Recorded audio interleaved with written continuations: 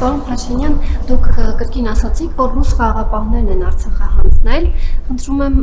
հստակեցնել, երբ են հանձնել, այն ժամանակ, երբ դուք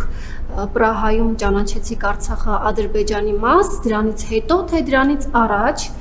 եւ այդ խոսույթի հետ կապված Մարիա Զախարովան էլ վերջերս անդրադարձել, ասում են, որ ռուս խաղաղապահներին մի մեղադրեք, Արցախը հանձնել է Նիկոլ Փաշինյանը։ Լավ, եթե ռուսները ամեն դեպքում հանձնել են ռուս խաղաղապահները, դրանից հետո ձեր կառավարությունը նույնիսկ թույլ չի տալիս, որպեսզի պետական պաշտոնյաները թանգարանի տնօրենը Արցախին վերաբերող որևէ քննարկում կամ գիրք անգամ նվիրի, աշխատանքից անմիջապես ազատվում է։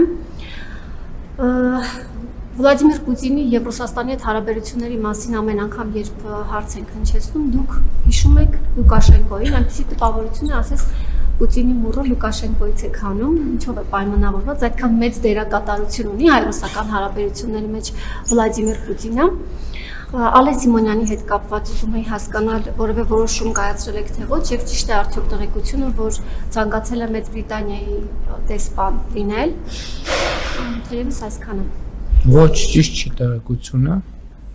Ես մուռ չունեմ, որ հանեմ։ Ինչ վերաբերում է ձեր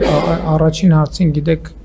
այդ թեմաներով այնքան ենք խոսել եւ արդեն երկու ընտրություններում այդ բոլոր թեմաները պարզաբանվել եւ Հայաստանի ժողովուրդն էլ արձագանքել այդ թեմաներին,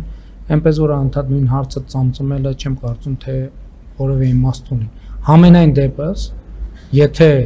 ձեր նշած հարցերի իմ բովանդակային պատասխանը հետաքրքիր է իրոք ձեզ, դուք եթե ոչ հազարավոր, հարյուրավոր էջերով նյութեր, եթե ոչ տասնյակ, մի քանի ժամանոց տեսանյութեր իմ պարզաբանումները կարող եք տեսնել համացանցում։